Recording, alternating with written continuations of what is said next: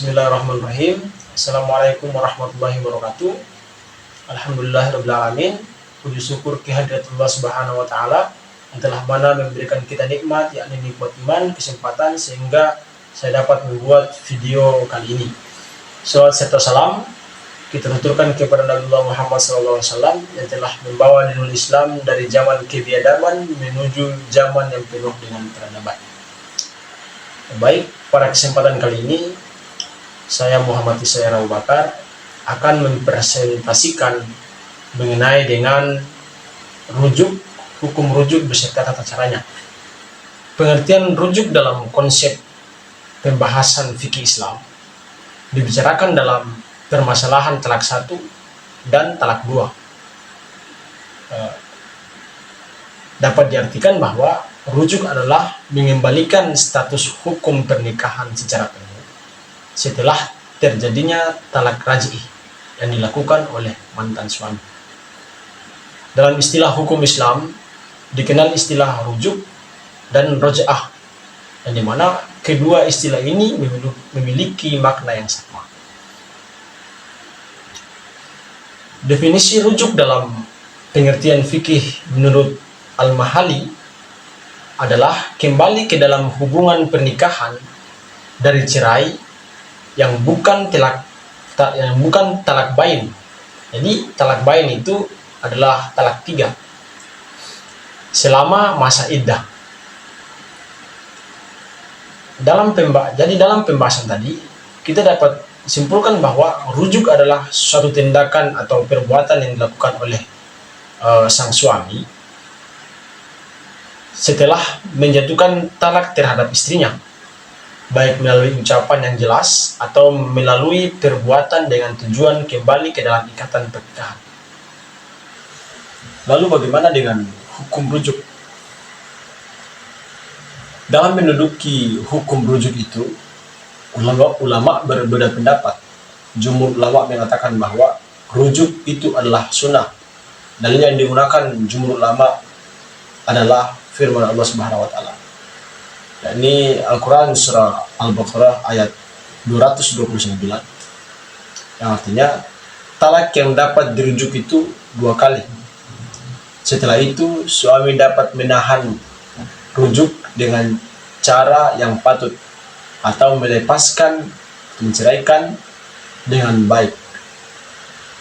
Adapun tata cara rujuk perlu diketahui terkait syarat rujuk talak 1. Proses rujuk dapat dilakukan selama masa iddah. Hal ini sebagaimana diatur atau diterangkan dalam pasal 118 kompilasi hukum Islam yang menyatakan bahwa suami berhak rujuk selama istri dalam masa iddah. Namun perlu ditekankan bahwa ada sejumlah tata cara yang harus dilakukan, yakni apabila kedua belah pihak ingin rujuk kembali, maka mantan suami istri tersebut harus memiliki kutipan buku pendaftar rujuk yang dikeluarkan oleh pegawai pencatat nikah. Hal ini tersebut sebagaimana diatur dalam pasal 10 kompilasi hukum Islam yang menerangkan bahwa rujuk hanya dapat dibuktikan dengan kutipan buku pendaftar rujuk yang dikeluarkan oleh pegawai pencatat nikah. Untuk mendapatkan buku pendaftaran rujuk, maka kedua dapat datang bersama-sama ke pegawai pencatat nikah atau pembantu pegawai pencatat nikah yang mewilayahi tempat tinggal suami istri, dengan membawa penetapan tentang terjadinya talak dan surat keterangan lain yang diperlukan seperti akte cerai.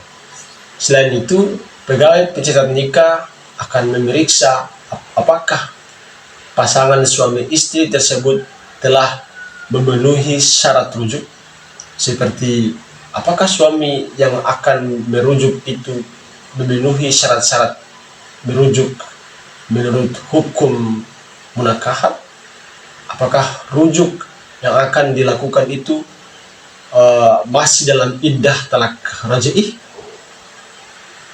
Dan apakah perempuan yang akan dirujuk itu adalah istrinya?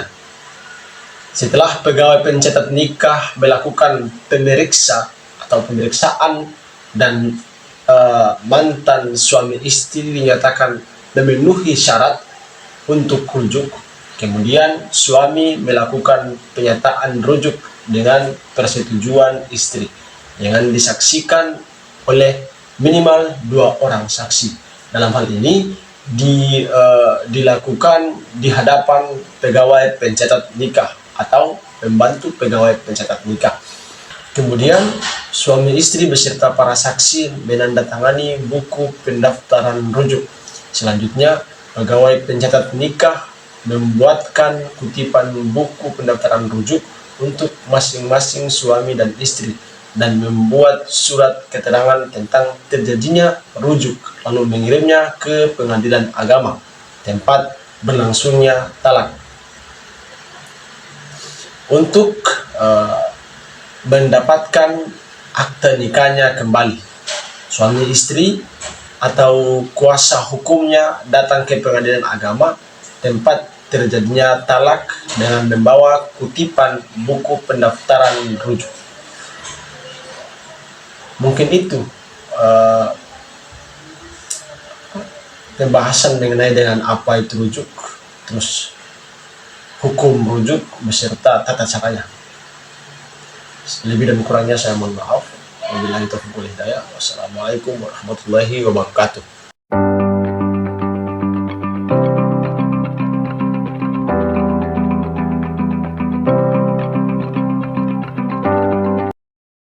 Di sini saya menjelaskan mengenai dengan idah.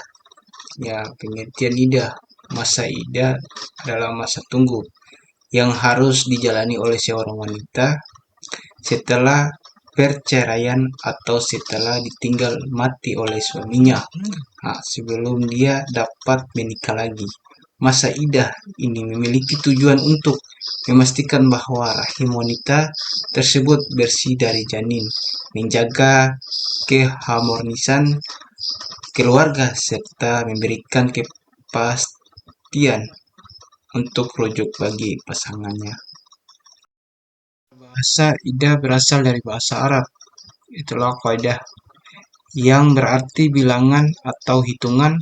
Makna ini merujuk pada masa yang dihitung dalam waktu tertentu bagi seorang wanita setelah perceraian atau kematian suaminya yang melibatkan hitungan haid, bulan, atau waktu hingga melahirkan.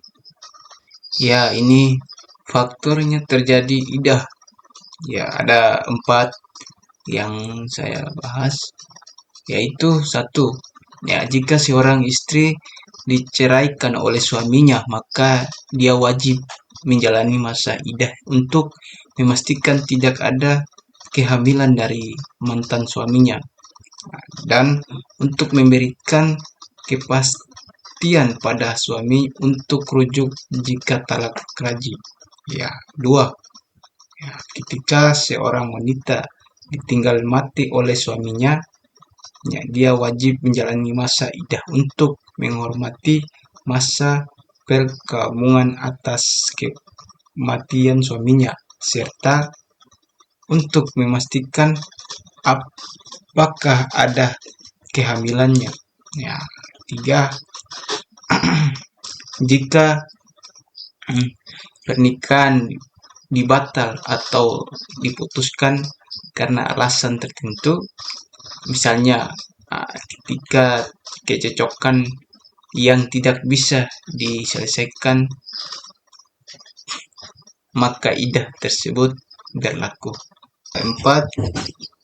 Jika seorang wanita diceraikan dalam keadaan hamil, masa idahnya berlangsung hingga melahirkan.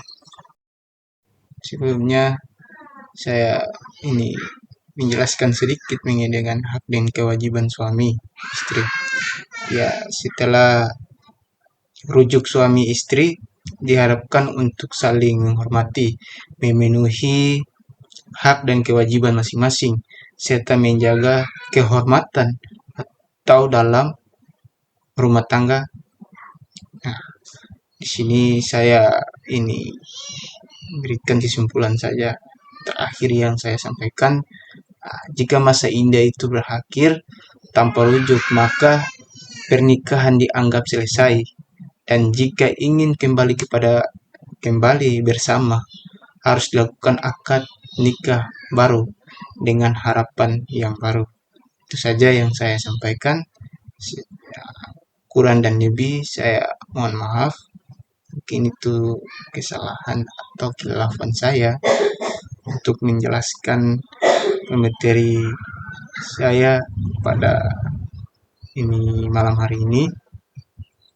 Mungkin ada kesalahan atau kata-kata dari materi ini. Mohon dari saya ada salah dan khilaf. Sebenarnya itu saja yang saya sampaikan. Assalamualaikum warahmatullahi wabarakatuh.